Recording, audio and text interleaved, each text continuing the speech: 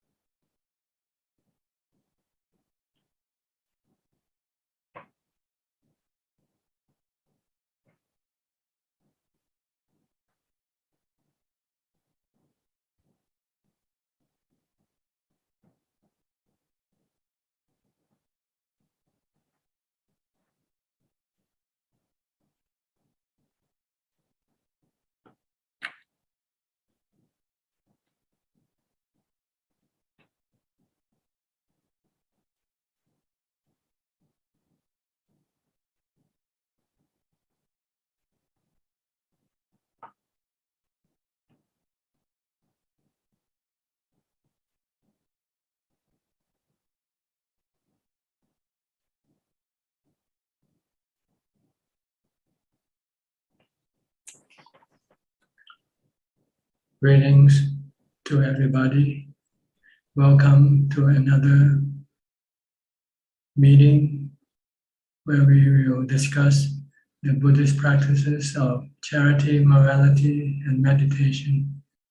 Everyone is welcome to join.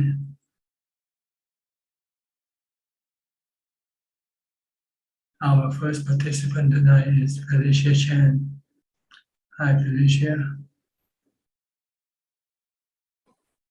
Good evening, Ajaan. When I meditate, I stay mindful and do not react. Left only mindfulness. I can see the body, not me. I am not the body. Delusion come and go on its own. The pain also not in the body. Pain is anatta. If no react, then no pain. Ajaan, I have a question. From the start of our practice until Nibbana, we should not watch for Lamakanta when we meditate. Is it correct? For what kanda? For Namakanda. I repeat my question. From the start of our practice until Nibbana, we should not watch for Lamakanta when we meditate. Is it correct? What do you mean by watch? Watching?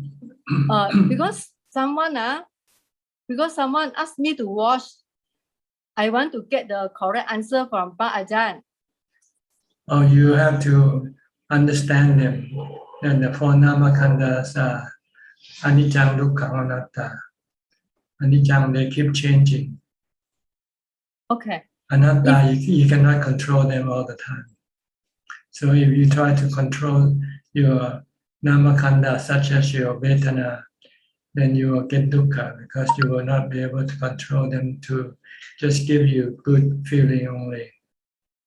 Because vedana change from good to bad to neutral feelings.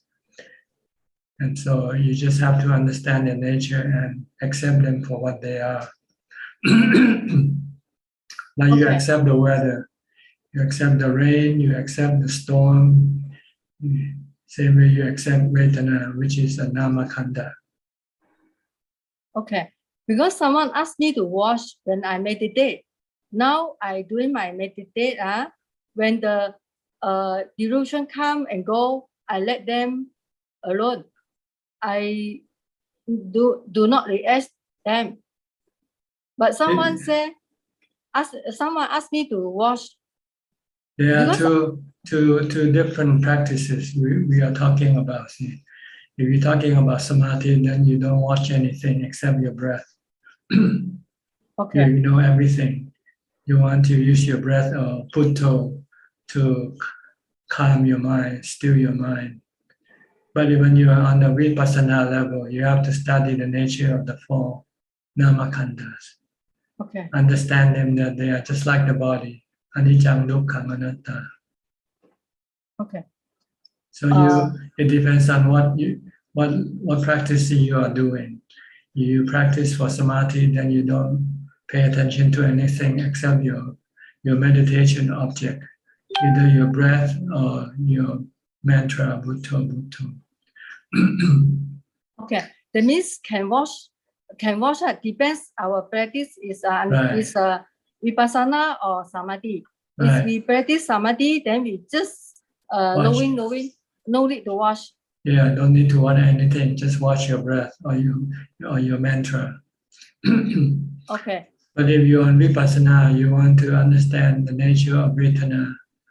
And vedana is anicca. It keeps changing from good to bad, from bad to neutral feeling. And you cannot force them to only be good feeling only. So you have to learn to accept them when they change. Good Okay. feeling, bad feeling, neutral feeling. You just remain not reacting to them. Okay. Understood. Okay. Now that I can see the body not me and pain is anatta, does it mean then I already see the characteristic of existence? You have to wait when you are forced to lose your body. Then you see how you react. If you don't react, then you see it is anatta. But if you still react, you say it's my body. I want to protect it. Then this is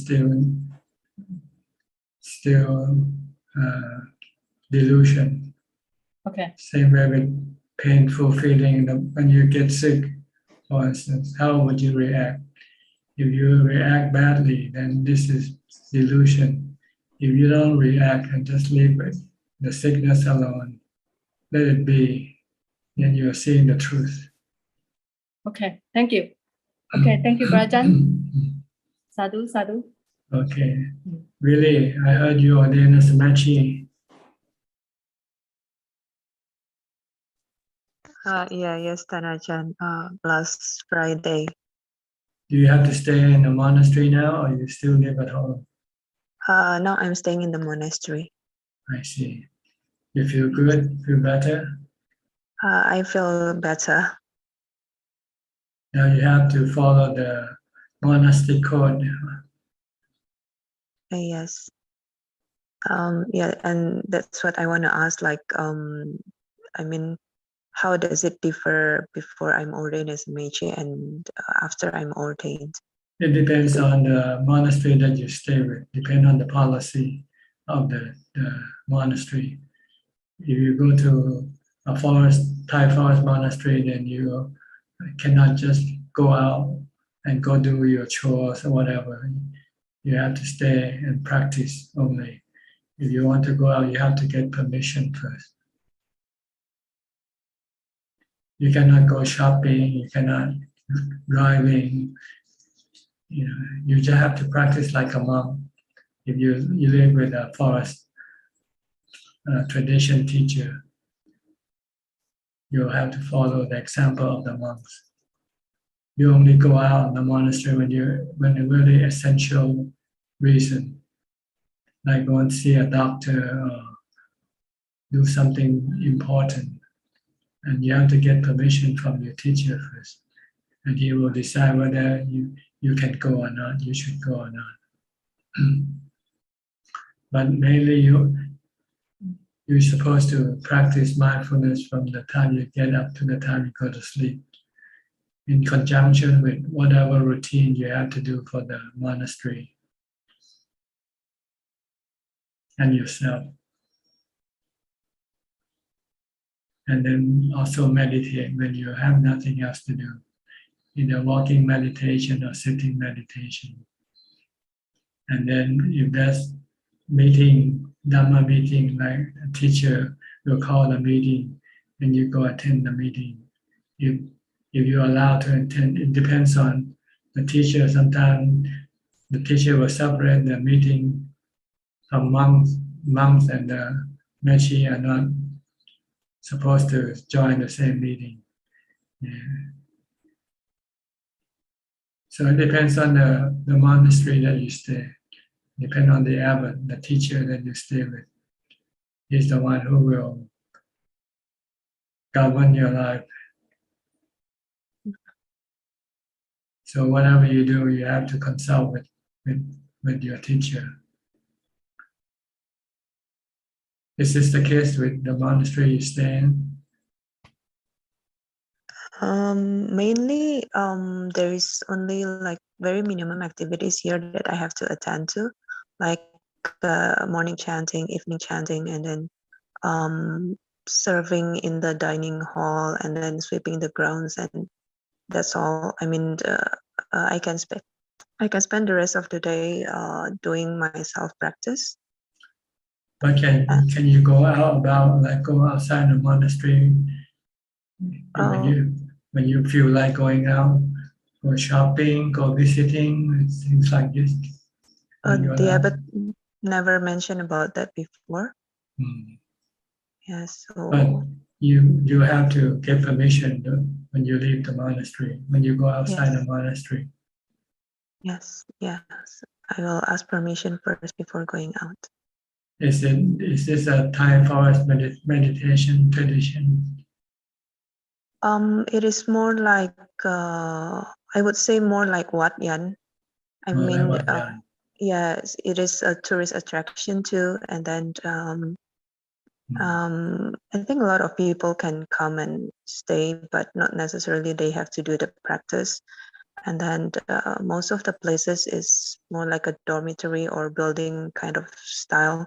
So I don't think it is purely like a forest monastery. But But I think you can be strict with yourself. If the monastery is not strict, you can be strict with yourself because your purpose is to practice, not to do anything. I mean, besides the routine that you have to do, but you're not supposed to go out and running around, going places, meeting people, and things like that. sure. Only go when you really have to, like when you're sick or when you have appointment with your doctor or something like that. Something essential, something necessary. But otherwise, you want to stay secluded and do your practice, especially mindfulness. You want to be mindful all the time so that you can then stop your thought from thinking and you can enter into samadhi very easily and quickly.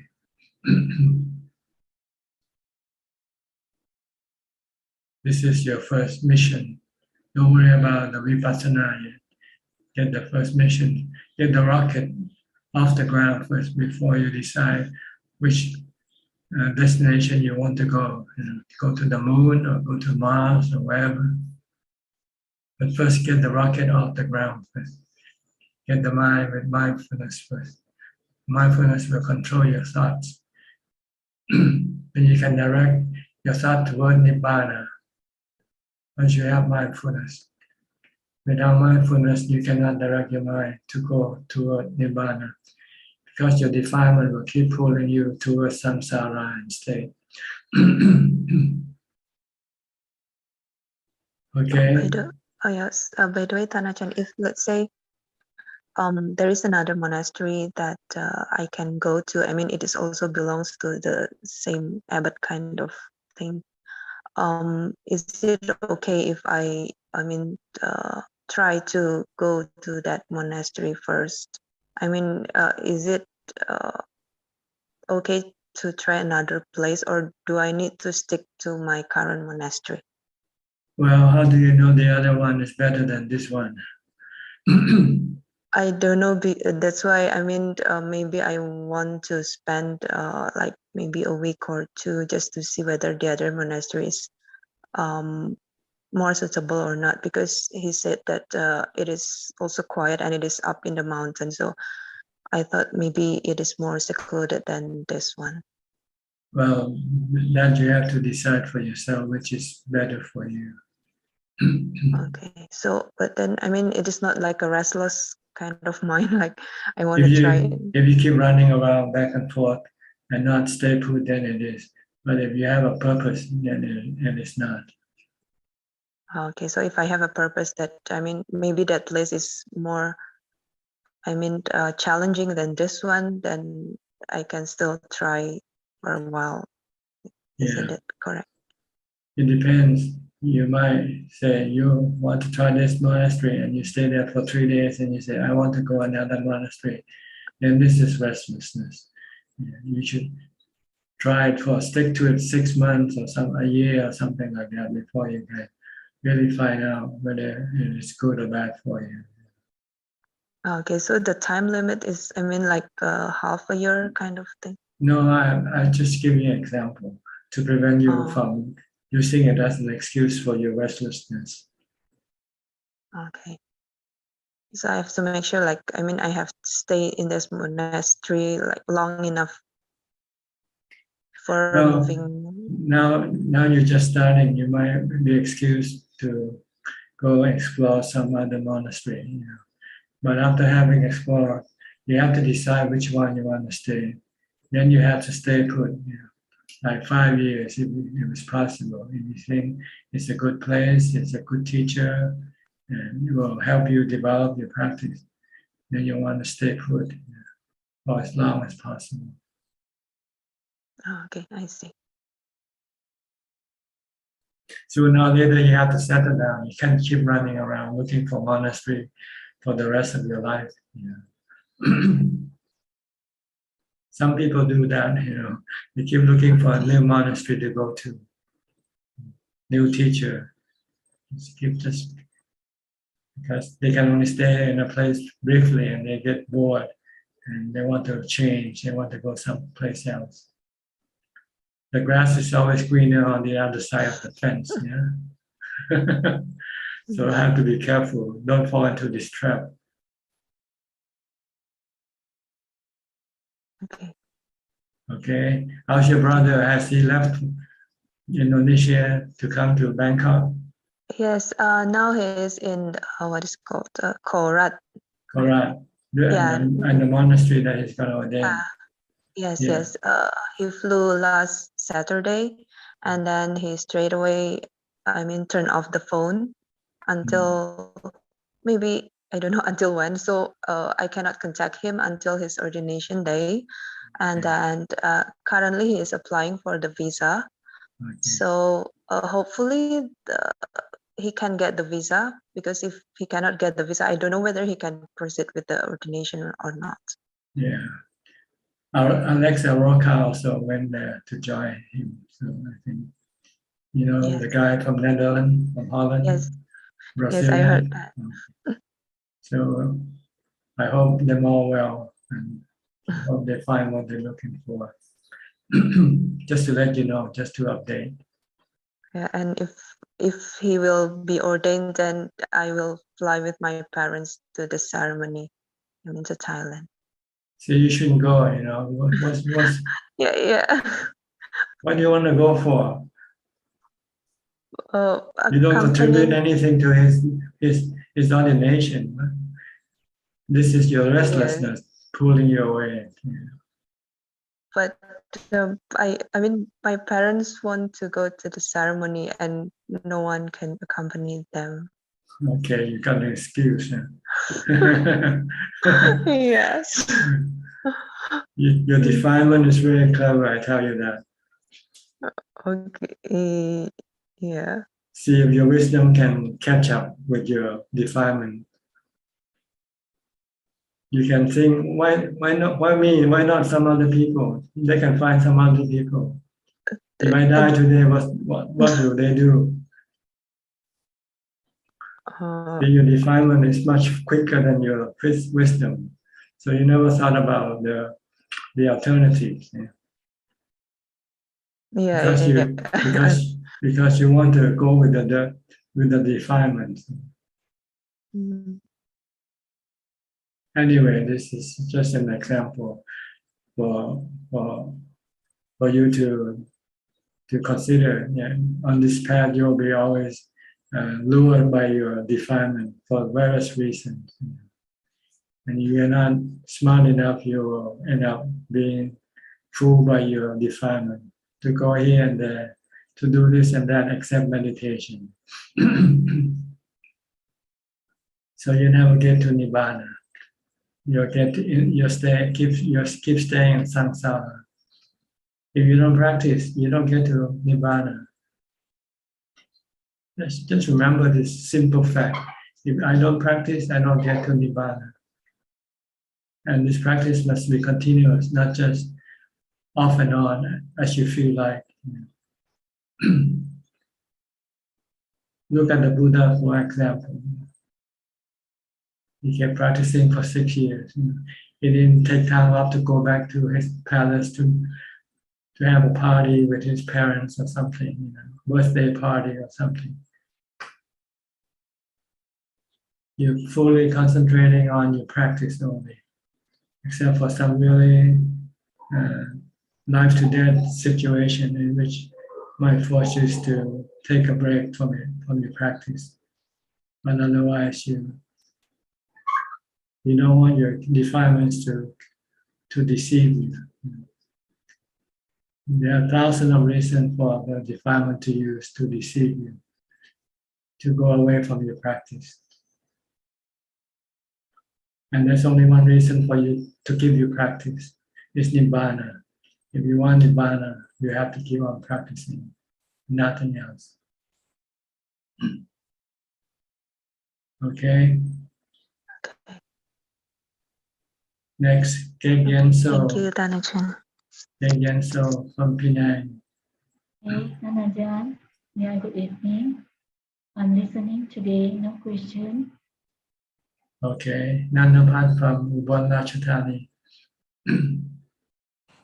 นมัสการค่ะท่านอาจารย์ I don't have any question right now ค่ะ Okay, Cook Singh from Singapore.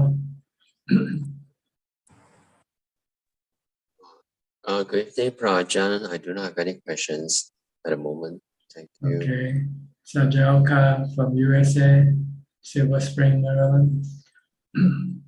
Thank you, Tan Ajaan.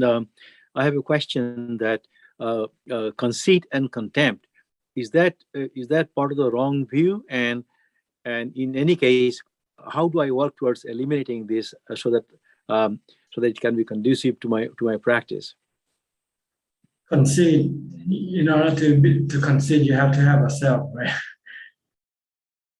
If there's no self, then there's no need for conceit. If there's just a knower or knowing, then there's no need for. If you see yourself as a knower doesn't have any conceit. You just merely know. But if there's a self, then there's a conceit. You think you're better than someone else, or worse than someone else, or whichever. So you have to learn to see the concept of no self. Not the knower, just like a function, a natural function. It has one function, is to know what's going on, and nothing else. It has no function to react as a person, as a self. This is delusional. The self is delusional, created by delusion. Okay. Not knowing that there is no self in anything. Everything in this entire world, universe, both the physical and the spiritual universe, no self in any of them. They are just merely natural phenomena. So try to reduce the conceit by be humbled. It's one of the 10 ways of making yourself happy. When you are humble, you feel happy because you don't have to prove anything to anybody. If you are conceit that you are good, you're smart, then you always have to keep trying to prove it to other people. And if they don't feel satisfied with you trying to prove it to them, then you can get angry at them. So it's better be humble, then you don't need to prove anything.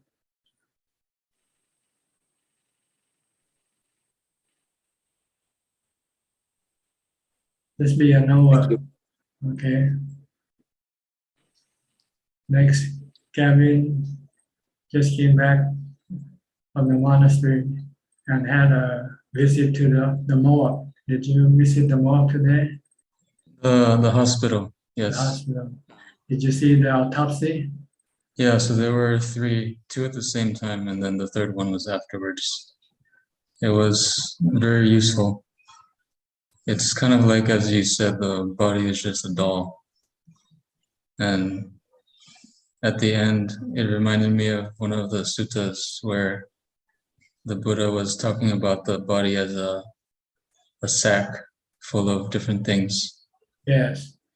Sack of bones and organs. Mhm. Like a plastic bag when you go to the supermarket and you buy different type of meat, right? By intestine, by lungs, by heart, or pigs, you're not human. So our body is like that. It's a bag of organs. Unfortunately, it's not transparent. The bag is not transparent, so we cannot see the content inside. That's why we need to go look at the autopsy to remind us of the content inside of our body and everybody's body. When you can see the content of the body, then you will then know that the body is not pretty or handsome, good looking. It's just skin deep. Beauty is skin deep. Only outside on the skin. But inside, underneath the skin, if you can see through it, then you will see all the. How do you react when you see? Some people faint, or some people vomit. Oh, no, it was very interesting because I've seen cadavers, like dead corpses, before at undergrad, but we never saw an autopsy. It looks almost fake because everything is very plastic looking. I don't know how to describe it. The cadaver or the autopsy. The autopsy. Kind of like how they have replicas when you're a kid with little organs inside, but this is a real life one. And the important thing is to keep in mind of this picture that you see, to remind you every time you look at a body, to remind that this is what it looks like inside the body. So then you will not be deceived by your defilements. I was trying to review everything that I saw afterwards to make sure I don't forget. Is this something I should try to do on a daily? Every day, yes, every day, and all the time is possible. If you want to master this ability to be able to see through the skin of everybody, every person, you yourself and everybody. So that the sexual desire will not be able to arise. I have one question about the body parts. There's a little bit of variation between the English and the Thai. I think English is stomach and then Thai is new food. They call new food and old food. Mhm. I think these are the food content in the stomach or in the intestines. Okay. So when you newly eaten food, it's called Ajaan, new food. And the food that's about to be to be excreted from the body is called Ajaan, old food. So excrement is really called is old food. The way I look at it. And new food is the food that you just ate just now and it's in your stomach right now. So it's not the organ, but just the content of the body that is in the body. Okay.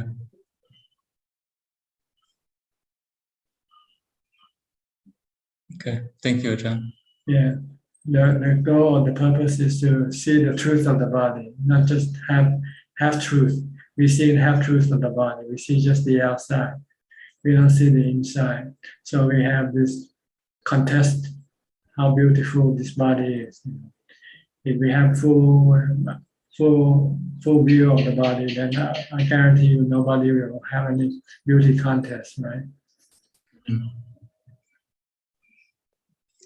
I think one of the best impressions I had was at the end of the autopsy after they take out all the organs, then they throw it back in the chest cavity and then sew up the dissection line just like a bag. A zipper, that should put a zipper Yeah. on the back. Mhm. Good. It's a good experience, isn't it? Especially for meditator, vipassana meditator. This is something you need to see. Yeah, it's a very good experience, and I don't know if it's one that you can get in the West because there's too much confidentiality and things like that. Yeah. The important thing now is how long can you maintain this picture that you see today before it slips away into you, like memory, lost memory. So you want to contemplate, reflect on this every day if it's possible, so that you don't forget. I'll try to maintain this as part of the practice. And if it's possible, whenever you see a body, try to see through the whole body, not just the outside of the body. Okay. It sounds easy, but you'll be surprised that sooner, not a few more days from now, you'll probably forget all about it. Okay, I'll try to report to you next time. Okay, good. Johanna, how did you discover the fake Facebook page, my Facebook page, by the way? Yes, this morning I got a friend request on my Facebook, Ajaan, and I thought this is Ajaan's another Facebook page, so I accepted, and so I sent a messenger saying thanks, Ajaan, but that person replied me with Tasidalak, and I suddenly think I think this is not Ajaan, so I immediately report it to your assistant. Yes, I think she informed Facebook already about it. At first, I didn't quite see through the profile, so I didn't know. Then I checked on the profile. I think the person started create the account on January, I think January this year, because that is the first post of the Facebook page, Ajaan.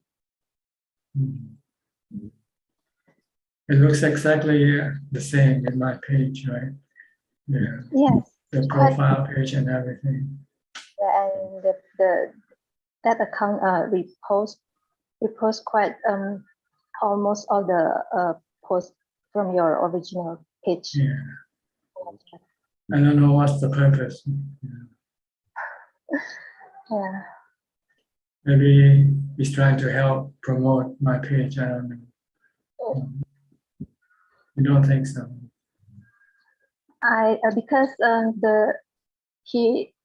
that person replied me with Tashi Deluk. I think that's the Tibetan language, Tashi Deluk, and I said something like, I hope you're in a good health, something like that. But yeah. Maybe he's watching right now. If you do, please don't do anything stupid like this. Or if you have any reason you want to come in and join our meeting and explain, we'll be happy to hear from you. Okay. I don't have any question today. I'm just still starting with my mindfulness, Ajaan. Okay, good. Don't give up. Keep doing mindfulness. Yeah, because it's kind of going up and down, and because several things happened this week, so I can see that I kind of lose my calm and mindfulness this week, so I'm striving to get it back again. Okay, good. I'll go to York Bay now. Okay, York Bay from New York. Are you in New York right now or back in Malaysia? Good evening, Ajaan. Yeah, I'm in the New York. Yeah, because the time is our hotel is very busy. That's why I did not yet attend with the talk. Yeah. Okay, and any question today? Yes, my question today is because we made with the same and meditation and do the 8 precept when my day off. Only the one thing they call me back. If I may miss the hour to eat my lunch, is okay. If you miss keep your, 2 meals. you can eat 2 meals. Yes. I mean the hour because the basic is it's 2 o'clock. After 2 o'clock, okay. Well, to be strict, no, but you can, I guess, relax this rule as long as you don't eat too much. Yeah, I still keep the 2 meals. Yeah. Yeah, it prevents you from getting sleepy in the evening when you meditate. See? That's the purpose of keeping this precept, is to eat so that you don't get sleepy afterwards when you meditate in the evening. If you have dinner, then when you meditate, you'll fall asleep because you have a full stomach. So I think if you really have some really good reason for moving the time to 2 p.m., that's your personal choice. Okay. If I break the 8%, no, the hour. Well, it depends if you practice with the monastery, then you have to follow the monastery practice. But if you're on your own, you might be able to adjust it to your suitability. Okay.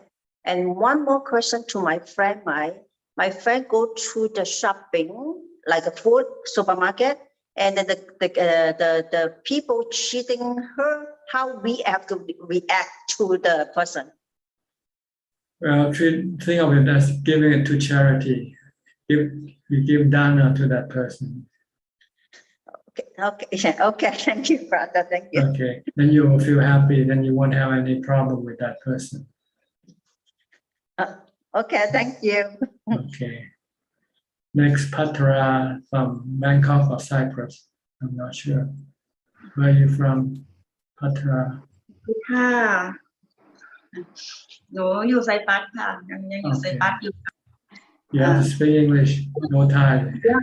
English, no Thai, because I'm here at home here in Cyprus. I don't have the room for makes the Buddha. No Buddha image. Yeah, but what can I do to make those to make the I don't know about this round with about Smarty, what do you do? If you want to ask in Thai, you can join us tomorrow night, okay? In the Thai page. Tomorrow night in the Thai page. And then you can ask in Thai. In plan, I can talk in plan, cannot plan. I don't quite understand what you said. No, in France, the language not the English, not English. The French. In French? No, I don't speak French, unfortunately. This is an English only. Yeah, tomorrow. Tomorrow night, yeah, join tomorrow night and speak Thai instead, okay? Okay, okay, Satu. Gary from Singapore. Good evening, Ajaan. No questions from me tonight. Thank you. Okay, Matt from DC. Good evening, Ajaan. Good morning to you. Or good morning. Yes. Thank you. Anything? Yeah, I had one question. Like earlier, like you said that there was no self, but other teachers talked about how you need to have to take yourself as your mainstay. So I was just wondering how we can take ourselves as our mainstay when there's no self, when you said there's no self. Well, treat yourself like a smartphone. There's no self in the smartphone, right? Mm. But the smartphone can take pictures, can record sound. Same thing with your body. Your body can take pictures and record sound. Just be the receiver. Don't try to be the reactor. Don't be an actor. Just be a receiver. And if you have to react, then react with rationality rather than with emotion. Like if somebody say hello to you, then say okay, hello. You can say hello back just because you have to. Right. But you don't have to get angry or sad if that person doesn't say nice thing to you or something like that. You just merely accept what they say, like the phone does. Yeah, you can scold the phone, you can say bad thing to the phone and it won't react, right?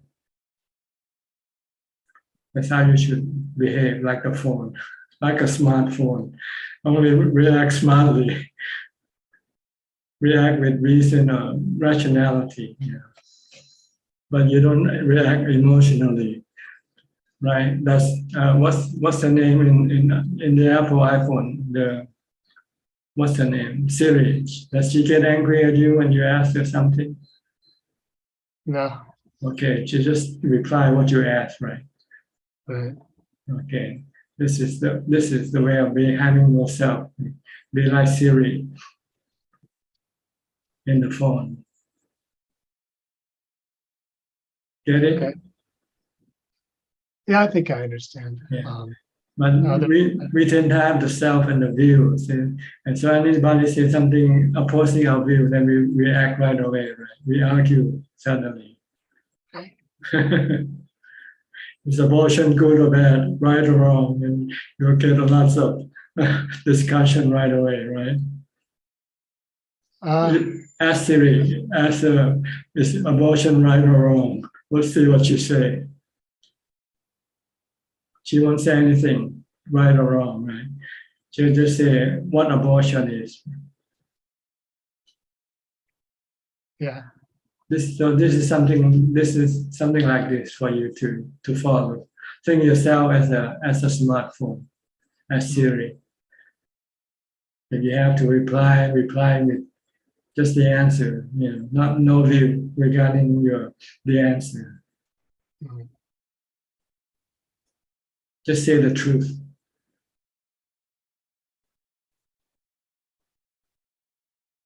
Right. Okay. Good enough? Yeah. Thank you. If it's possible, not even reply, just merely know. If you don't really have to reply, then just remain quiet, keep quiet. Right. This will save you a lot of suffering on your mind.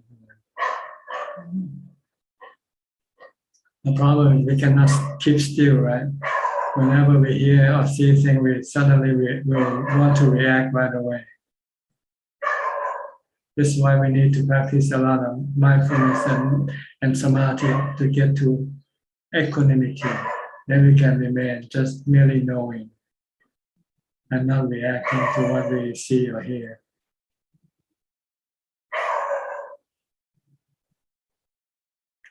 We have to go back to become a machine, unfortunately. Or maybe the machine is catching up with us. Sooner or later, the machine might have emotion. Yeah. And will scold you when you do something, when you ask a stupid question.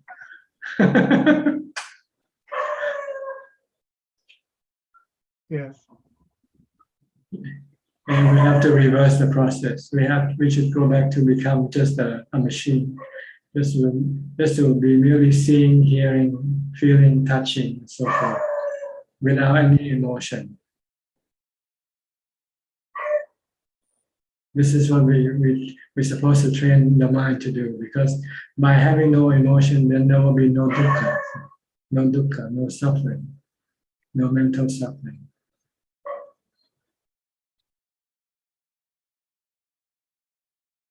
Okay? Okay. Good. Next, Philip. How are you? Not working tonight? Yes, not working tonight. I'm fine, thank you. with the I just continuing with the question that Matthew posed. So we should just be the observer without emotions and things like that. What about logic? How does that play in that in a meditator? Do you also? Yes, not logic is wisdom, truth, three characteristics, law of karma, truth, law of karma. You do this, you get this. You do a good thing, you get this. You do bad thing, you get this. This still applies, but it has nothing to do with emotion. You can be scientific, you can be karmic. Karmic is also like a law of science. For every forces, there's an equal opposite reaction, right? Same way. For every good or bad karma, there will be consequences. Understand. Okay. You can still use logic when you react to things, whether you should do or not. You have to consider the law of karma. Okay. So that plays in your practice of I suppose vipassana, right? That is the practice of vipassana. When you see something and you start to have greed, then you have to look at the three characteristics, nature of that object. And if you want this object, you're gonna end up with dukkha sooner or later, because this is impermanent and it's not under your control. Okay, understand. Okay, good. Thank you, Tanja. Next, Belinda from Singapore. Good evening, Ajaan. No questions. It's very interesting to use smartphone as an analogy. We'll wait and see what Czech will have to say. Okay. Alvin, you're next from Malaysia. Good evening, Ajaan. Ajaan, going back to Sajalka's question on conceit, when we have 10 fetters, the first one that we remove is the personality view, right? I mean, on the body, on the physical part. Oh, not physical mind. I see. So conceit is to do with the mind. The mind. So once you remove the body, but you still have conceit in you, right? In the mind. Yeah. Okay. So that's why the conceit is number 2 8. levels. Yeah, 2 levels of conceit. Okay. Fine. Thanks, Ajaan. Okay. Got it. A lady from Japan, JP, are you listening? You want to answer? You want to say anything? Good evening, Ajaan. How are you doing? Fine, thank you. I have no question, just listening to all the question and your answer. Very Okay. interesting. Okay. Thank you very much. Oh, fine. You're welcome. Ricardo from Uruguay. Are you still in Uruguay or are you somewhere else? Yes, good morning. I'm still in Uruguay, John. Nice to talk to you again. I have one question, and that is, I was on a retreat about 1 month ago on Anapanasati with Ajaan Bhikkhu Analyo. He's a German monk living in the USA.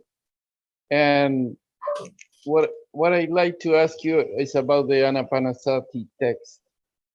It has 16 steps, right?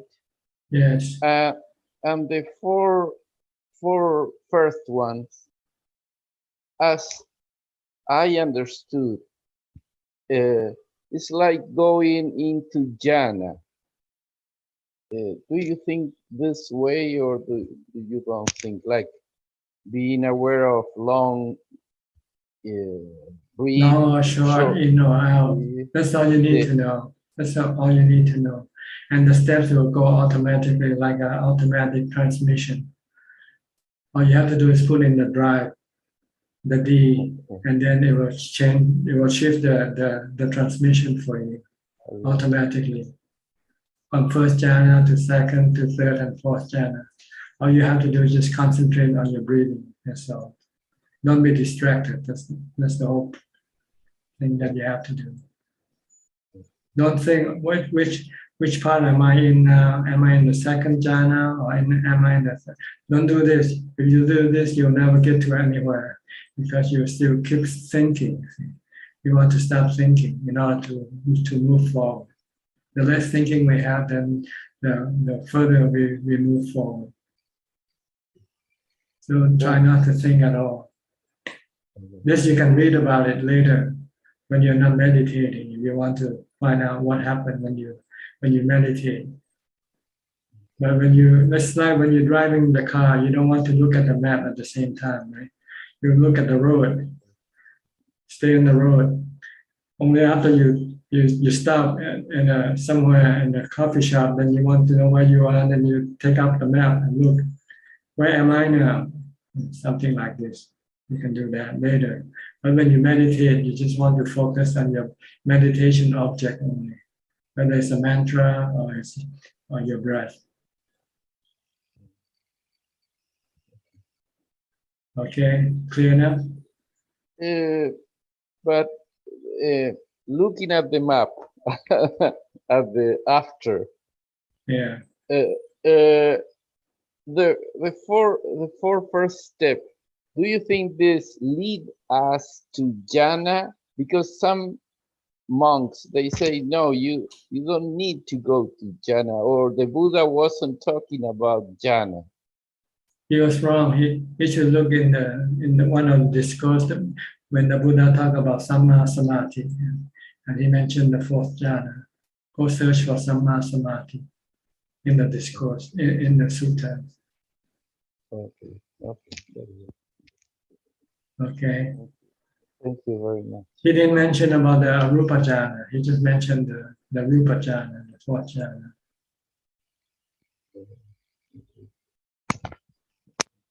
What you want to get from jhana is ubekkha. You want to get equanimity, which you don't have now. If you have ubekkha, then you can remain just non-reactive, just be merely knowing.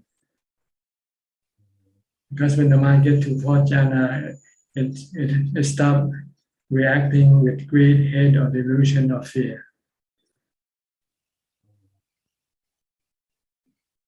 Okay, it's very important. This is something that people ignore or don't think is important. They think vipassana is more important than samadhi. But you can use the vipassana without the support of samadhi. It's like you cannot get samadhi without the support of sila. And you cannot get sila without the support of dana. That's why the Buddha teaches in steps, like step 1, step 2, step 3, step 4. They're supporting each other. The first step supporting the second step support the third step. The third step support the fourth step.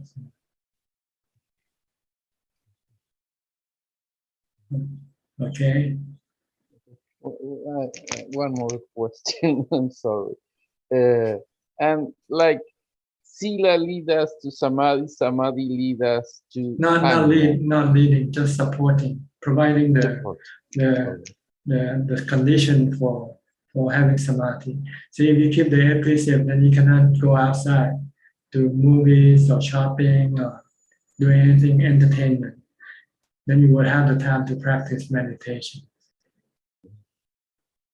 If you don't keep the 8 precepts, then you can go tonight, you have a party, instead of meditating, you go to a party instead. Or you can eat after midday, So you can do lots of things without the 8 precepts. But with the 8 precepts, you are prevented from doing any type of sensual pleasure seeking activity. So then you will have time to meditate, to go live alone, to be alone and meditate. See? And dana gives you the opportunity, because if you give dana, it means you have more money than you need. So then you don't need to work so hard. Then you would have time to keep the precepts and practice meditation. But if you still spend money on yourself, on things that you want, on travel, on anything, then you won't have time to meditate. You have to keep working to get the money to spend on the things that you want to spend with. So every time you want to spend money on the kilesa, on defilement, then you should give it to dana instead. Spend it on dana instead. Then this will stop you from spending money on your defilement. Then you'll find that it's easy for you to keep the 8 precepts. But if you keep spending money on expensive meal, expensive clothes, expensive shows, then you won't have time to meditate, and you have to work more to support your lifestyle. When the Buddha said, if you want to spend money on your lifestyle, on your expensive, lavish lifestyle, give it to dana, give it to charity instead, and live a simple lifestyle.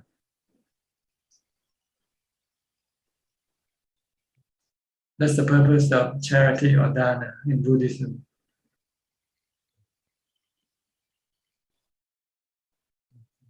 To take away the money that you spend on your defilement, to support your defilement, your sensual pleasure cravings. Every time you want to buy a new thing like new car, then you say, well, the old car is still working. Okay, I just use this money and give it to the poor, or to the sick, or to the needy. It will make you feel good. It will make you feel better than getting a new car, right?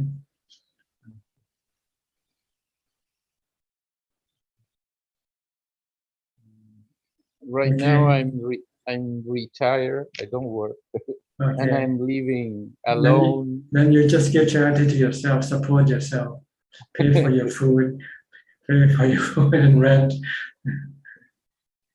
And Now I'm you have all the living- time to meditate. Right? From the morning you get up to the time you go to sleep, and you can practice mindfulness all day long. And when you have mindfulness, when you sit, you will have jhana. When you sit and meditate, because your mind is always focused, not distracted by your thoughts anymore. And when you have jhana, you have equanimity. Then you can start your defilement with wisdom. When you want something, your wisdom will tell you that it's dukkha. So you can stop it with your equanimity.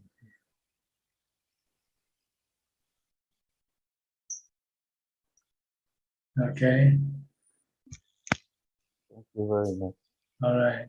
Gracias. Next, B. Ravin from Bangkok. Hi, good evening, Ajaan.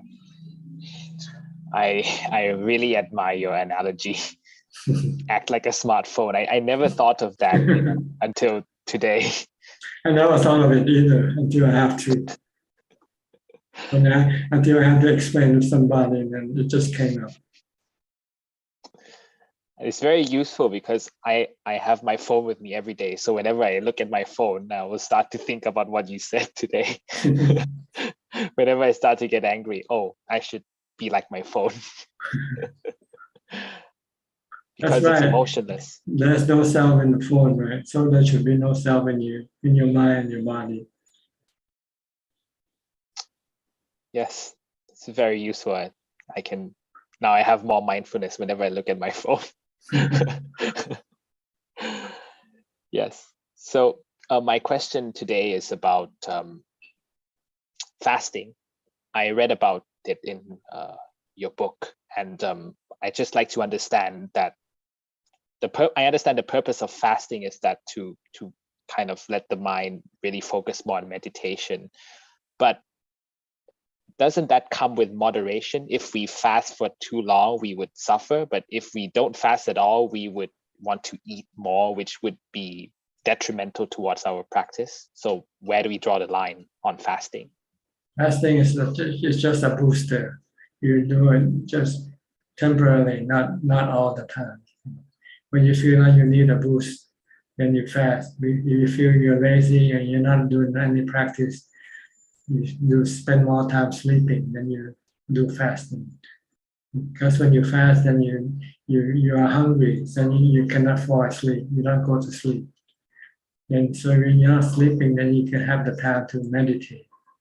And also fasting can also cause dukkha, cause you suffering, because your mind will keep craving for food. So then in order to cope with this suffering, you need to have mindfulness or wisdom. So it's sort of like a catalyst in a chemistry reaction. Sometimes two types of elements will not react by themselves, and you have to add a catalyst, yeah. Catalyst or stimulant to get these two things reacting to each other, but not the catalyst. So you do this when you feel that you are not practicing hard enough. This will help you boost your practice, because it helps you prevent you from being sleepy. And also it forces you to be mindful and use wisdom in order to cope with the hunger, not the physical hunger, the mental hunger. Of course, it's the physical hunger that stimulates the mental hunger. But then the mental hunger is much more severe than the physical hunger. And you can stop the mental hunger with mindfulness or wisdom. And when you stop that, you feel that the physical hunger is very minimal. You could live with it easily. So yes, you have to know the time when you should use and when you should not use. It's like a booster. Sometimes if you find that it helps you advance in your practice, then you want to keep using it, right? But when you get to the point where you find it's no longer needed, then you stop. And the amount of fasting you have to vary depending on your need, maybe. How many days should you fast this time? And fasting, what's the result from fasting? If it's good, maybe you want to increase it. Maybe it will increase your productivity in Dhamma. So you want to use this as a booster, really. So this is something you have to figure it out for yourself. And also you have to, if you fast a lot, you have to also watch the condition of your body. Make sure that it doesn't adversely affect the digestive system. Ajaan Mahabur said he used to fast a lot to the point where his digestive system became out of order. He said the food he took this morning will come out right away. The body will just not digest the food anymore. And he knew it was too much, then he has to moderate.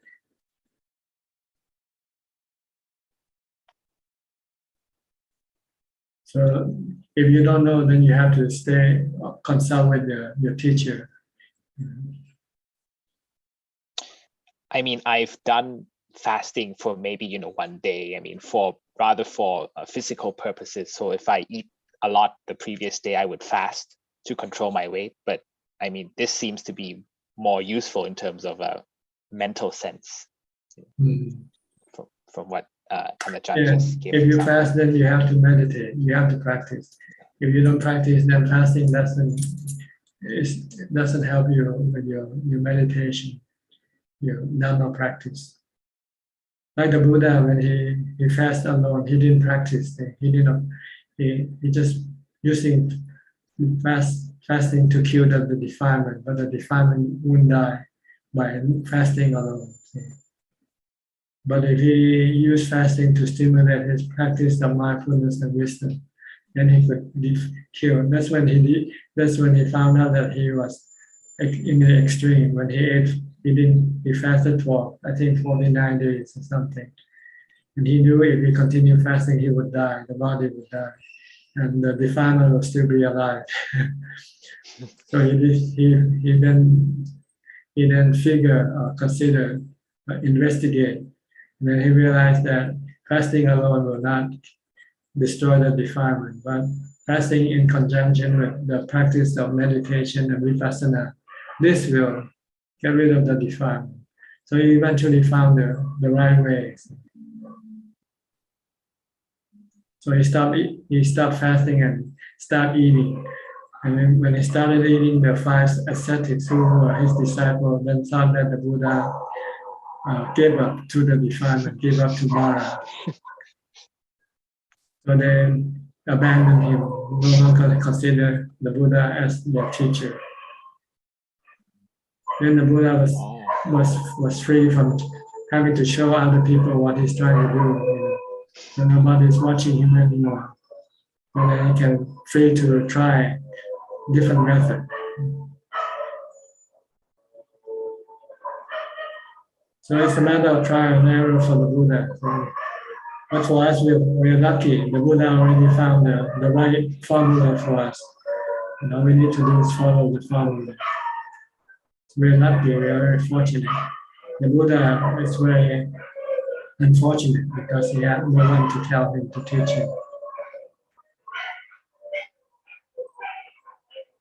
But he was very clever, he was very smart. So he knew when to stop, when to moderate. He gave the example of the strings of the violin, right? If you string it too tight, you can break the string. Oh yes. If you string the violin too not tight enough, then it doesn't make any good sound. So your practice has to be somewhere in the middle, not too easy and not too hard. Just the right. Moderation. Yeah, but sometimes we tend to be on the lighter side and on the heavier side. When you stop fast one day, and then they say you're already on the extreme. You have to look at the Buddha before you can say the word extreme. You only fast one day, and you always say you're on the extreme. When the Buddha fasted for 49 days, and he didn't think it was an extreme for him.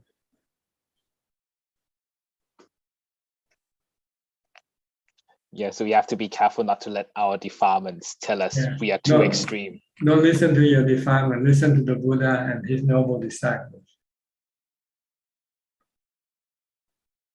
That's why we took them as our refuge, right? Our teacher. Yes, the triple gem. Okay. Any more questions? None for now, Ajaan. Thank you so much. Okay. Sri and Jack, you're next. From Vancouver. Good evening, Ajaan.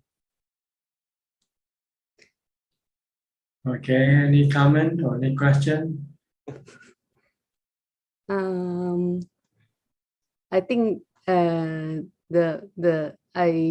really admire Ajaan for the actually it's more the question from Yokbe about being cheated by people and you see it as a dana. Yeah, that's for me. Ajaan always managed to change my perspective quickly and help me feel better. Like I never thought about that. Like if somebody tried to cheat my money or things like that, the first reaction is feel bad. But you totally changed my perspective by thinking about it as a dana, and right away it feels good that oh, it's okay, right? It's okay. Right. It's like, yeah. Why should you lose twice? You lose the money already, don't lose your mind. You can save your mind, protect your mind from going crazy, from going mad. By thinking of it as charity, because you're not going to get the money back anyway, right? but I never, yeah, just don't have the wisdom to think that way. But like after you switch my perspective, I can right away, like it feels good right away. Like, wow, it's amazing. Like you just have to change how you, how you look at things. yeah. And you can feel if you look at everything that doesn't belong to you, anatta, then it's just not returning to the owner. That's all. The money doesn't belong to you. The person who take the money is the real owner of the money. That's wisdom. And look at that way too. Or you owe somebody money in your past life, now they take it back. Pay back your debt. Yeah. Tan Ajaan, at that instance when your mind feel good, I mean you are turning it into kind of a good karma for yourself. That's making merit. Right? You're doing charity right away. You're forced to do charity. so that instant moment you change, like twist. Instead of getting angry, and then you think of this way, then your mind become happy. That is what you mean by You see that it's like two coins. See? The one side is Dhamma, the other side is defilement. So which side you toss the coin? If you get the defilement, then you get angry, right? You get dukkha. If you get Dhamma, then you get peace and happiness. Right? So it depends on how you look at it. See? If you look at it, this is my money, I'm being cheated, then this is defilement. Right? But you say, this is not my money, this is no money for me to give to charity. Then you say, then it's Dhamma. You're gonna lose it anyway when you die. You're not gonna take any money with you. Oh, and that's also the dana that Buddha is referring to. That's right. Dana is to let go of your attachment to money, to possession. Not just money, everything. The Buddha said, give up money, give up your organs, give up your life, and to get the Dhamma. You have to get, to get the Dhamma, you have to give up everything. Then you get the Dhamma. You won't get angry when you lose money. You won't feel sad when you have to lose your eyes or your arms. You won't feel sad when you have to lose your body, because you are doing charity. Because everything doesn't belong to you anyway, right? Yeah.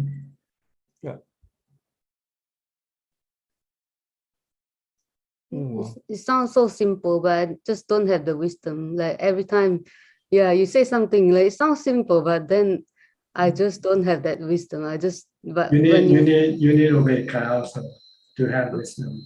If you don't have ubeka, you cannot let go.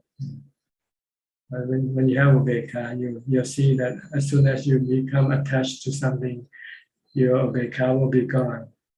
So you want to protect your ubeka by letting go of what you're gonna lose.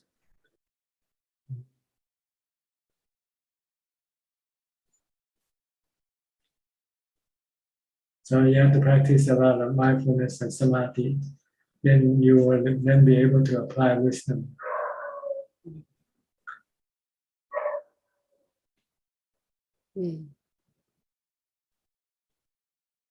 Okay. Yes. Thank you, Tanaja. All right. Thank you, Tanya. Anang Karika Michelle, who gave you this title? Oh, you just give me the 8 precepts. Yeah, I'm Udon actually because I had other surgery, but I will be back at Wat Paban May in for Vasa. I see. And where I stay there. What Tam still? Are you staying with Ajaan Munni? Sorry? Are you staying with Ajaan Munni? With? Where are you now? I might be mistaken. Are you? No, I am actually in Udantani because I had surgery, but I'm living in Wat Paban Mai with Lompoklad. Oh, Lompoklad. Yeah. Okay. You're not staying with Lumpu Bunmi anymore. No, Lompo Bunmi, I didn't stay long because he said, I cannot teach you because you don't speak Thai. But Lompo Kladi doesn't mind. So he has been very kind to accept me to stay there because Lompo Onshai Monastery is still closed and will be closed for, I think, a long time because pandemic are not finished. It will be one after the other. So, but I can stay Lompo Klad, so I have a kuti and I'm very quiet on my own, you know. So it's good for practice. I'm not participating to what happened in the monastery. You're too old now. You just have to just look after your body. Well, actually, they do a lot of work in the forest, and it's a little bit too much for me anyway now. So I'm in my kuti and I practice and so on. Yeah. Just looking after your body and your mind is enough work for you. It's a lot just to be able to be still working. I mean, functioning, you know, in the body, and it's already a lot of work. You have any visa problem, or do you get long-term visa? No, actually, I have a deposit on the bank for a retreat visa. Retiree visa. Yeah. Actually, so there is no problem. It will be maybe a problem because we have to take a very expensive assurance, no? Insurance. But for health assurance, more expensive than the one we had to take, and but no, we have to know it's not already sure, but and that will be for my next visa. But we will see what happens. Yeah, okay. Anyway, there is no way back to France for me. No way back. One-way ticket. You got the one-way ticket. Yeah, there is no way back. So I don't know what will happen if I cannot stay in Thailand. Might have to go to Laos, across the river. Because even in Burma, I could go to Burma but I don't have the job and I don't want it. So for the border, you have to have the job. The job, I see. Okay. So how long have you been living in Thailand now? Oh, but no, 6 years. 6 years. Mm-hmm. And how's your practice? Better? Well, I'm fighting for the energy, to have energy, not to fall down when I meditate, you know. It's really a challenge, but it's my life, you know. I am not interested in anything else than to practice, but it's really a challenge with a lack of energy. Just focus on your body. Every movement of your body, just keep watching. Standing, walking, sitting, doing anything, just keep watching. You don't have to, this I have to do anyway, because I had recently a second hip replacement and with a balance problem. So I have to be very careful for each step, because if not, I can fall down because I lose balance. Do you need a walker? Are you using a walker to help you walk? No, nothing. And I don't have, and in Wat Paban May, it will not be possible because it's really the forest, you know, and going up and down, and it's not a plain surface. So I really have to be very careful, and it's a good mindfulness exercise because I have to stabilize each step to be sure not to fall, you know. You have someone to help you? No. Nobody. No, you have to be on your own, you know, and self-dependent. I just go for the meal in the morning and for the chanting for every monk's day, and it's all. The rest of the time you can stay in your kuti. Yeah, I stay in my kuti. I have a kuti really very isolated and on my own, and a good kuti. Not good for some, but good kuti for me. Because it's all open, but I like it to be all open with no mosquito net and nothing, because I want to breathe.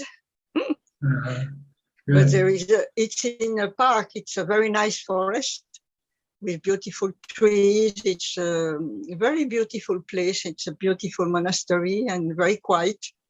So it's very good. I'm very thankful to Lompokla to have accepted that I stay there,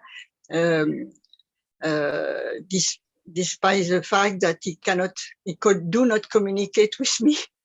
Yeah. Well, Ajahn Chah could not communicate with Ajahn Sumedho either. No, I'm not in contact with Ajahn Sumedho. I'm in contact with you. I'm in contact with regularly with Ajahn Thanisaro. No, I mean Ajahn Chah cannot talk to Ajahn Sumedho either. But they could he could teach Ajahn Sumedho. Yeah. He said it's like teaching dogs. You don't have to speak to teach dogs, right? Yeah, but there are some, they speak only Thai, but they really try to communicate, as for example, Lompo Noi and Navarro, he was really communicating with me. Lompo Bunmi also, but Lompo Klad, he doesn't try really. He is a very discreet and shy, He's a quiet type. Yeah, very quiet. So he would like to teach me, but he doesn't try really to be in contact. Lompo Bunmi, Lompo Noi, and Navarro, really they try. And Lompo Bunmi was to be deceived, if I could say, that I cannot speak Thai and I will not be able to speak Thai, because if not, he would be happy to teach me and that I stay there. But Lompo Wansha, he speaks some English.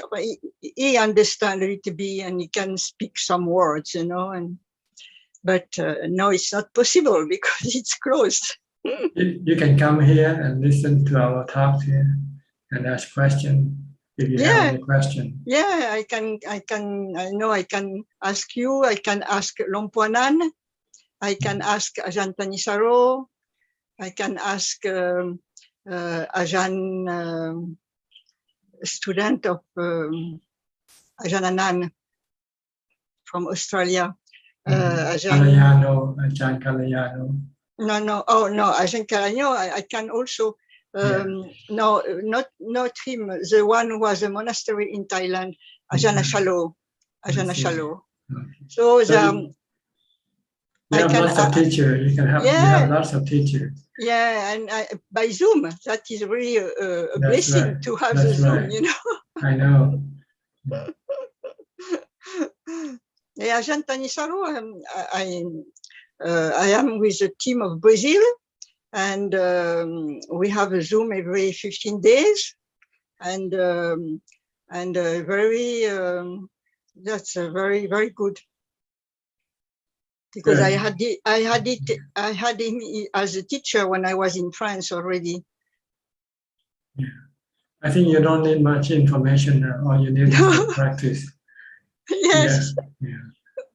Maybe you have too much information already. No, because I forgot all what is not necessary, because it's not necessary really, because the practice is really simple. I think what is most important, what I see from and what I it's much more about the attitude, how Buddha what was Buddha attitude or his disciple attitude in different situations in life, That I think is for me is the most important, because theory and practice is simple, you don't have to know so much, but attitude is very important. Yes. And the Buddha said that whatever you see, just see. Whatever you hear, just hear. That's all you need. That's all you need to do. No reaction. No reaction. And for me, it's a very also living in Wat Paban Mai in those conditions, not speaking to anybody because no communication, and not participating at anything in the temple, You're lucky. Yes, in one sense, I'm very lucky because nobody asked me anything. Nobody. No one distract you, disturb No, you. but I'm really living as a ghost, you know. Good. We are all ghosts. We are all ghosts. I also always say it's very good to live as a ghost because nobody create you any trouble. Nobody but talk about you. You are just a ghost, you know. Yeah, and leave you alone. It has many advantages, finally, That's really. right. Good, And good. in one sense, I really appreciate. At the beginning, I was a little bit frustrated because to be in a what and not participate, not feeling being a part of the, you know, the community. But finally, no, I really appreciate, and I think Ilompo Klad really sustains that because he said to me, "Don't look what happened all around. Stay in your kuti and practice well,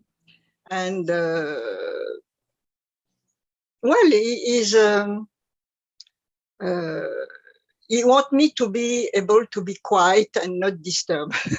That's right. He didn't even I do anything with the Maishi. He didn't want because it will get bring troubles because the language, the problem of language and everything. So I just have to meditate and take care of my body, take care of around the kuti because it's a forest and there is some work to do, you know, not only sweeping, but take care all around. And that is a good exercise, also physical exercise for the body. How old are you now? 70. 70. Mm-hmm. You're younger than me. I'm 74. You look older. I thought you were 80 or something. I look older? Yeah, you seem older than me. Look. Oh, older than you? Yeah, maybe. Yeah, sure. But anyway, it doesn't matter. As long as you can do things. Yeah, I just wish to have enough energy to just do for practice, you know, because with the time, it's not good going better, it's going worse because you are getting older, you know, and your strengths go, you know. That's right. You're running against time. You're running against time. Soon you'll be out of time. So better hurry, do whatever you have to do now. And I always have to find new tricks, you know, to try to get me to get some energy or to be to walk also because I had a lot of problem with my hips and I couldn't walk and after the surgery and so I always have to find tricks. Yes. Good. Okay. I hope you do well in your practice. And if you have anything, you can come and join us. Okay. Thank you, Tanajan. Thank you. All right. Next, Alfredo from Brazil. Alfredo. You change your name, Alfredo. From Ubeka, now you are Alfredo. No, I am in telephone. California. No, telephone. Oh, telephone. You changed telephone. Yes, normally I am in my you use notebook. Computer, notebook. Now, Yes. Now you use your handphone. Yes. Okay. It arrived. My roof. It arrived. My roof of my seat meditation. Your roof. Yes, the seat meditation. The roof. Cannot see the roof. I can see the background. Yes, roof. It's not rain. Not rain. Oh, seat no meditation. Oh, I see. Yes. You see? Are you outside? Are you outside of the house? Yes, outside the house I meditation. I see. Is this a tent or something that you use? What? The thing that covers you, is it a tent or a roof? What kind of roof it is? It is. In Brazilian, the name is toldo. Is a plastic. Okay. Plastic. Plastic. Oh no, but yes. Look, Bante. Okay. Okay. Yes. And my seat meditation. I see. We're underneath it. Okay. It's like an umbrella, right? Yes. Brahma. Yeah. Only meditation. Monks in Thailand use umbrella as the roof when they meditate in the forest.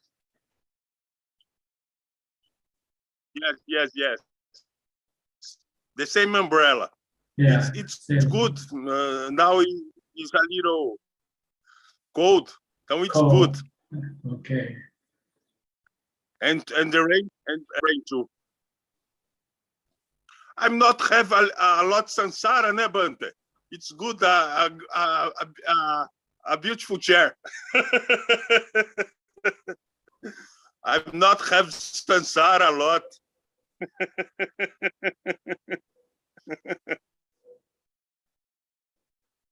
Okay. As long as you're happy, then it's okay, right? Okay, I think I'll go to Suchart. Suchart from Pennsylvania. Okay, good evening, Ajaan. Yeah, it's amazing how you can put up and how you can listen to all kind of. I think I can do it, but because I'm a smartphone. See? I just listen. I don't react to what you say. And you can listen to personal history, personal problem, and can fix all kind of. Unlike Siri in the Apple, in the iPhone. It's my goal because I am like a 65, almost a 66, but I still not retired yet. I love the job because my goal was a little. I want to be like an electrical engineer, so I just push myself all the way up here. So I want no one to lose, but again, but there's a better job waiting for you. You know, the job that the Buddha gives you. Yes, that's what I can end up with. I'm looking for my end of life where gonna be. Right now, my daughter's different state. The other one go different one. Only us at home, so it's nothing. You have Buddha, Dhamma, Sangha as your friend. Okay, I gonna do that. So far, I got 5 perception, and also another from 7.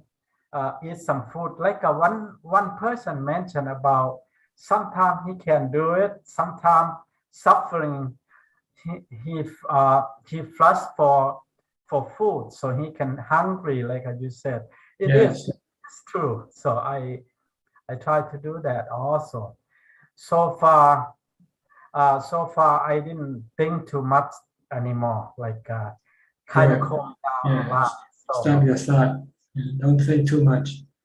Yeah, I thought it's your thought that makes you crazy. You know, people are crazy by their thoughts. You know. It was I am. Yeah. I used to. Yeah, it was that like that, and think about that and get mad, get so upset, and so all kind of make me go nuts. So, but now soon I get this Zoom coming in, it's kind of calm down. Calm down, stop thinking, and you'll find peace and happiness. Yes, and I think one person is a friend of mine. Listen right now. He said he's scared to get inside the Zoom. Yes, he listened in Pennsylvania, in Erie right now. I called him this morning. I see. I think after a while he'll be brave. He'll come in. Yeah. Right now, maybe he's a little bit shy right now. Absolutely. Yes. But after he realized that we don't buy it, then I think you're coming. No, Thanajan is so wonderful. I mean, it's so like a magical in whole world. Can be you can listen and can talk to it too. Not just a kind of sit there and listen. We are so advanced in technology, right? Yes. Okay. But we're not advanced in Dhamma. We have to. Yes. Most I listen is kind of higher than me. I only It's okay. It's better that way. When it's higher, then it will teach you something that you don't know. See. That's good. If you listen to something lower than you, then you already know something already. Then you don't learn anything from somebody who is lower than you. You have to associate with the wise, not the fool.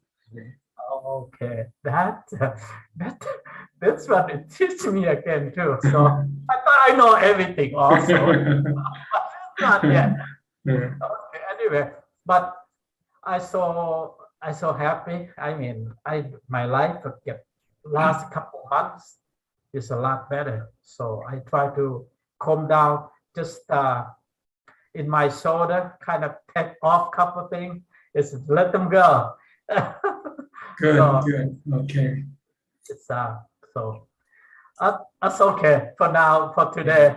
So Try to do more when you can. Try to meditate more. Try to yes. Do less work and meditate more. Do more meditation. Do less work. Do only the work that you really have to do. The work that you don't have to do, then stop doing them.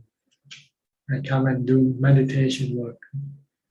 Yes, I try to get that because I saw some lot of person who get older and don't know where to go and don't even have idea how they're gonna stay or end of life there. So I thought I thought in Thailand some of them, but I don't know who's gonna take care of me there because I came here for so long. Then that's but okay. Thank you so much, sir. Okay, you're welcome. Pon Prom from Bangkok. Where are you from? From Bangkok. From Bangkok. You want to say anything? Yes. You have question? Last time I asked Ajaan about focusing and about to give the metta bhavana, but I tried for a while and I cannot feel the word that I thought of in the play. So I changed to listen the song that have the happier and enlighten the content of the song that give me relief from stress and anxiety. I think if I can understand my feeling via the song and the song will lessen my emotion to be more positive and release. I think is the same as the metta that wave out of my energy at that time. Okay, if the song makes you feel less anxious, then it's okay. But I don't think that they will do it all the time. There might be some other thing that make you anxious, and maybe the song will not help you. So it's better to use the mantra Bhutto Bhutto instead. When you feel anxious, just keep reciting Bhutto Bhutto Bhutto. Don't think about the things that make you anxious. Then when you forget, then your anxiety will disappear. Better use Bhutto. Bhutto is more effective with every type of anxiety. But the sound that you use might only be applicable to a certain type of anxiety, but not all types.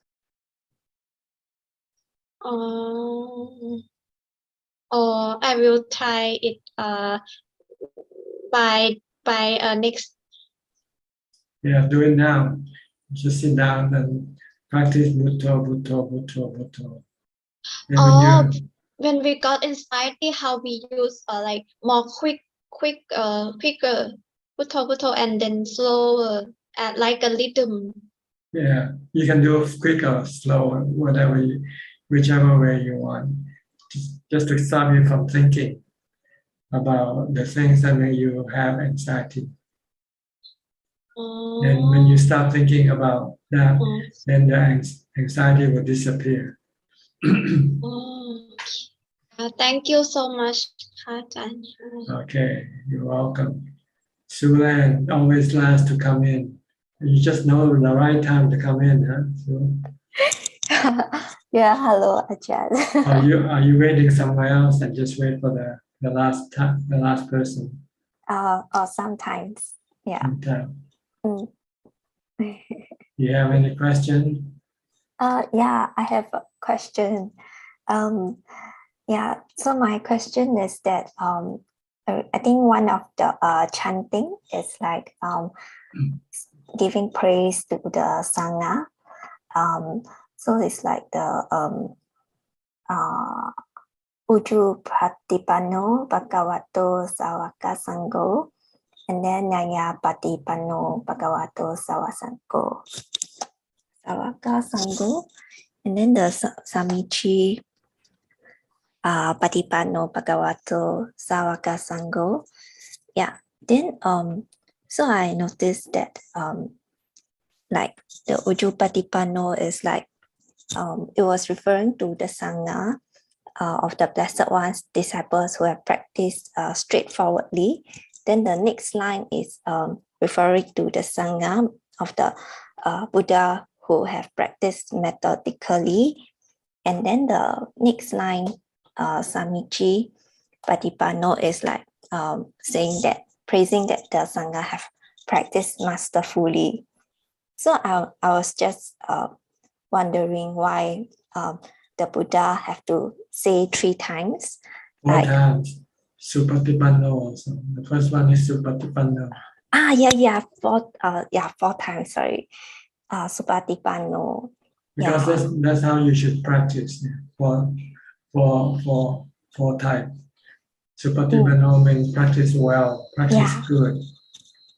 Uchu, straightforward, direct. Yaya, my translation of Yaya is for the purpose of eradication of your suffering. Practice for the purpose of getting rid of your suffering is Yaya. Samichi is practice correctly according to the teaching of the Buddha. So you need this 4 in order to practice properly, to get results. You have to Supatipano, Uchu Patipano, Yaya Patipano, Samichi Patipano. Okay? Yeah. Okay. Then you can become a noble disciple. You can do this 4, then you can become a noble disciple.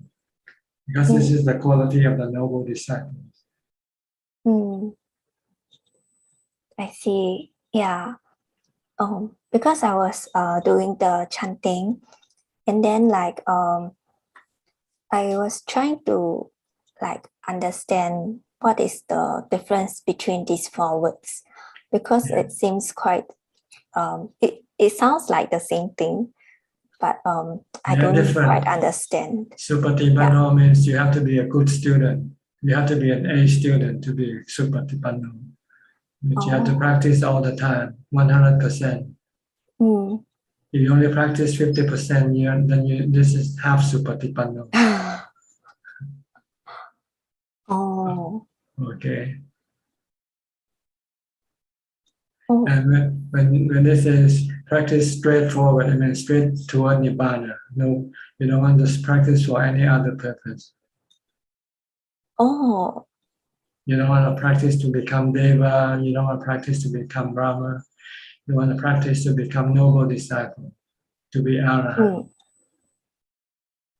And the third one is you want to practice for the eradication of dukkha in the Four Noble Truths. Oh, that's practice methodically. The third one, yaya supatipanna.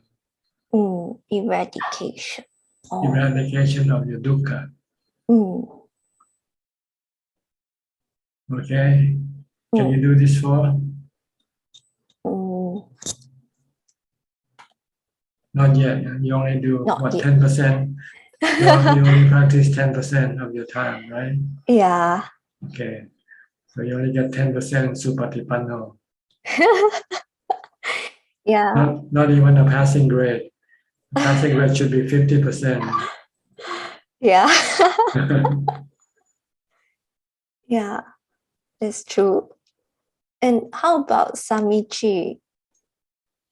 Practice correctly. Samma Ditti, Samma Sankapo, Samma Kammanto. You have to speak. You have to speak. You have to practice correctly or right practice. I see. Okay. Yeah. Okay. Like keeping the 8 precept. They're supposed to not eat after midday, not after not 2 p.m. For instance. After 2 p.m. is not considered to be practiced correctly.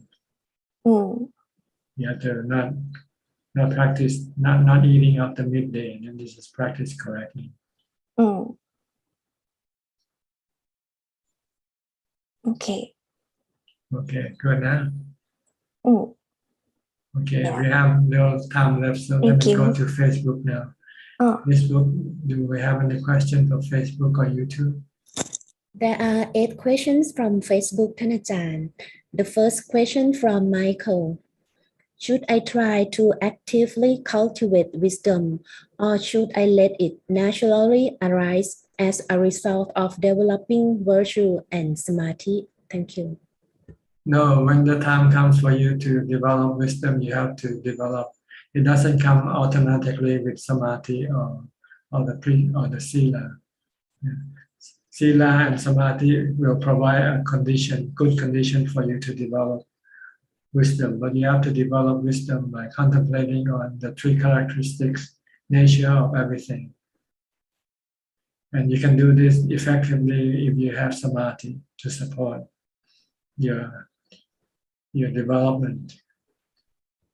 So, but if you haven't yet have Samadhi, then you should not worry about wisdom yet. Right now you have to develop Samadhi or Ubekha first. And if you don't have it, then you have to look whether you have the 8 precept. You can keep the 8 precept yet or not. If not, then you have to try to keep the 8 precept first. And 2 questions from Tae Ting Loon. The first question is, hello Pante, when I chant Putto for sitting meditation, should I chant fast or slow? Is there a difference? Thank you. It depends. Sometimes you can go fast, sometimes you can go slow. If you're lazy, if you're sleepy, you might want to do it fast, to wake yourself up. But if you're normal, then you might not have to do it fast. You can do it normally. And second questions, what are your thoughts on long chanting like Itipiso? Thank you. It works the same way with Mutto. So it's up to you. Some people like short, some people like long chanting. So you can, if the mind is if the mind is very restless, then do long chanting might be easier than doing short chanting. Next questions from Adeline Chin. Can you have Ubekha on different things and objects? I find that sometimes I have equanimity on certain person, but on others I can't. Does practice metta can help on that? Thank you. No, you need to practice mindfulness. to get the mind to jhana. Then your ubeka will be universal, not selective. Right now, your ubeka is selective due to your preferences. You can have ubeka with this person, and you cannot have ubeka with another person. And next question from Gregory Wong. Hello, Thanajan. Does a Sotapanna has any fear of death in any circumstances, as he has no more personality belief? If no, then in our practice, we will use this lack of fear of death as one of the 3 reference points to verify if we have attained Sotapanna-ship. Would this be the correct understanding? Thank you for the clarification. Yes, no fear of death, no fear of sickness, and no fear of aging. Next question from Po Leong Soon. If I'm not thinking of enlightenment, is it wholesome thought? No, you should be thinking about enlightenment. So then you can be inspired to practice for enlightenment. Next question from Lisan Tan. Which Ajaan in good health?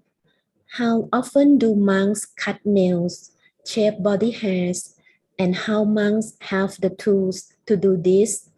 Do monks always focus on Putto when doing these activities? Thank you and good evening, Thanajan.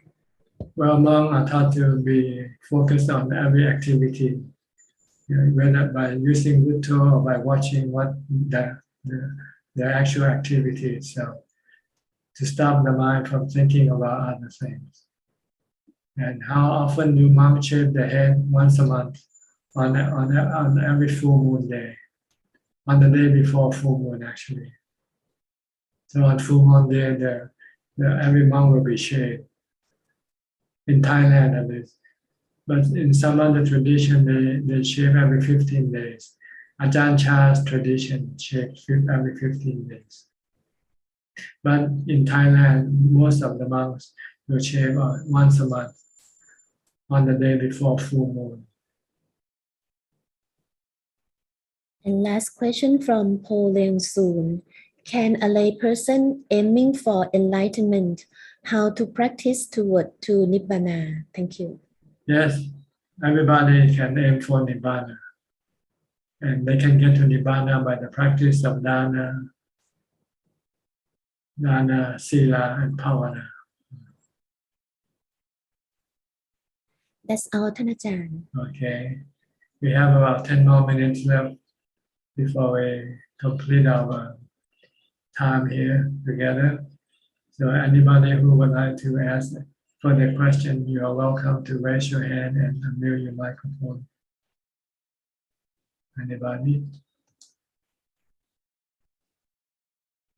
Sulan. Sulan, okay.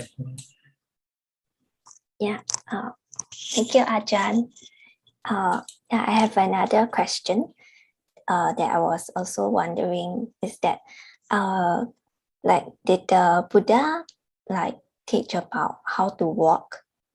Like, when we walk, we look on the path, or we look in front of us. Oh yes, you have to look when you walk. If you're not, then you might fall or slip if you walk on the banana peel. So yes, you have to watch the path that you're walking ahead of you. So make sure that you don't run into something or step on something and fall. Yeah. Same way with driving. When you're driving, you have to watch your car. Watch where your car is going, right? Whether it's on the left or on the right side of the road. Same thing. You have to know what is the correct way of doing things whatever you do. Yeah. So I'm asking because I think I came across somewhere that it says like when we are walking, then need to keep mindful, and then like the eyes, the must keep your gaze down or something like that. I can't remember where I read it from. Well, you have to look at your feet when you're gonna step on. So you don't look up in the sky when you walk. Right? You look down on the path that you're walking. So this is what it is. And also not to look around sideways, left or right. Like when you walk shopping in a shopping mall, that's not being mindful. So people when they shop, they're not mindful when they're walking. They're mindful of the things around them. But when we meditate, we want to be mindful with our walking and not mindful with things around us. Yeah. So meaning that when we walk mindfully, the way we do it is keeping sight of the path ahead of us, and not let our eyes to wander around. That's right. Because then you might walk into something or walk into a hole. Nowadays, people walk and run into each other because they walk and they're watching the phone. And then when they cross the street, sometimes they run over by a car because they're not watching the traffic. They're watching the telephone instead. Yeah. So this is not being mindful. To be mindful, you should put your phone in your pocket and forget about it when you're walking. Focus on walking alone.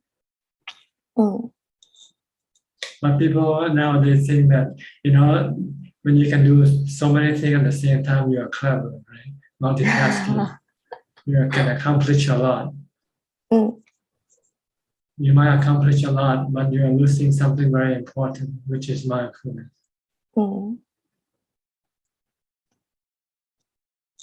Because your mind one day can be restless and agitated, and you will not know how to stop it. If you don't know how to be mindful.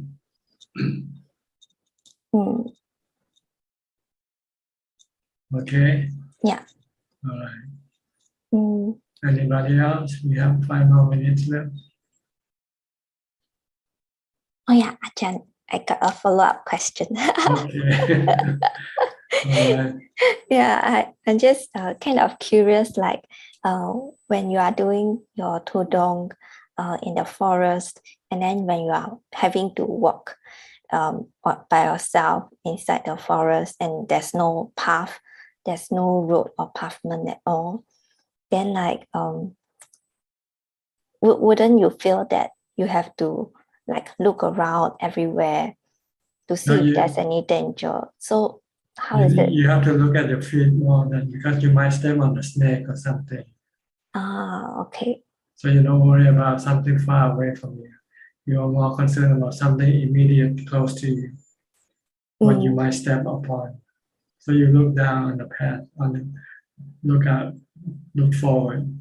I see. Yeah.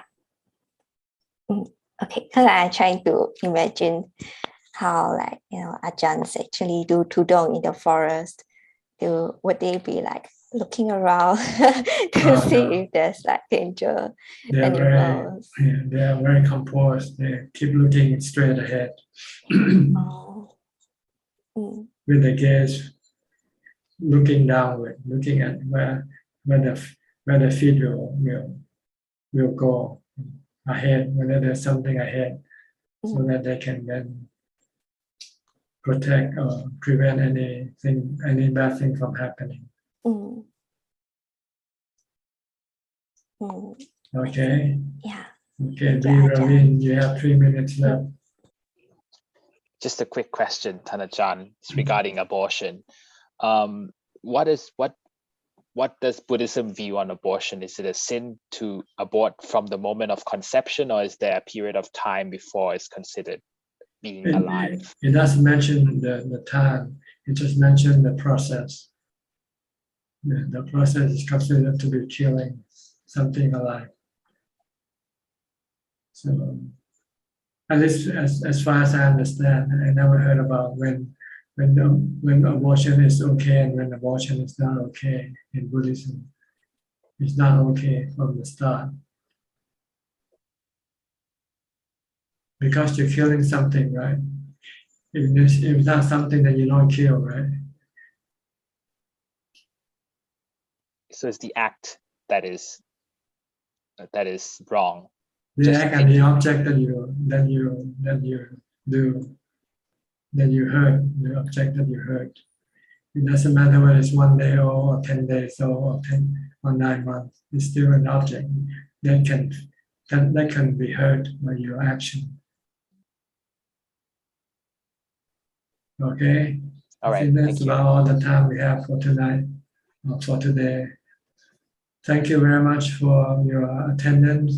I hope this meeting will help you advance in your practice. And in the meantime, please stay safe, stay mindful, and keep on practicing. And if all goes well, I'll see you all again at the same time next week. Thank you and goodbye. สาธุค่ะ Okay, thank you, Prajan. Thank you, Everyone. Ajaan. you. สาธุค่ะ สาธุค่ะ Thank you, Ajaan. Thank you, Ajahn. Thank you, everyone. Thank you, Byeคุณ for หมอ now.